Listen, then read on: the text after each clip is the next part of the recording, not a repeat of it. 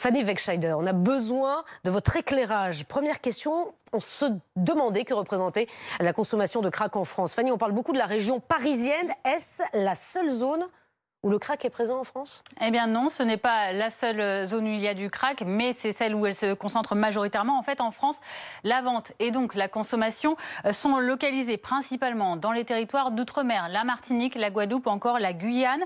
En métropole, cela concerne donc essentiellement, on l'a compris, la région parisienne, donc Paris et une partie de la Seine-Saint-Denis. Mais petit à petit, eh bien, cette consommation s'est étendue sur le territoire, par exemple dans l'Essonne ou encore dans les Yvelines, donc toujours en région parisienne, mais aussi sur d'autres régions de France, dans l'Oise par exemple, ou encore à Lille et à Brest, et à Rouen, pardon.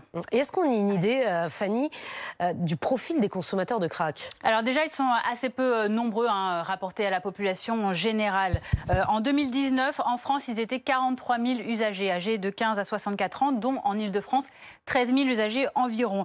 Leur profil, eh bien, le crack touche aujourd'hui pas seulement les anciens parisiens précaires, comme c'était le cas dans les années 80, désormais aussi des personnes plus insérées du fait de l'expansion du marché de la cocaïne sont concernées. Concrètement, ce sont des personnes âgées, vous allez voir, d'une quarantaine d'années, principalement des hommes, pour les 4/5e d'entre eux en 2017.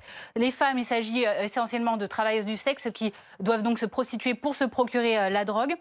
Parmi les usagers, on trouve d'anciens consommateurs de cocaïne issus du milieu festif techno qui fabriquaient eux-mêmes leur freebase et des personnes désaffiliées qui vivent dans la précarité, même si c'est de moins en moins le cas, comme je vous le disais, car des usagers semi-intégrés existent aussi aujourd'hui.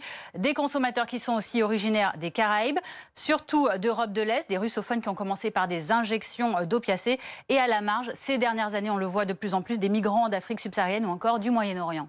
Merci Fanny, 12h44.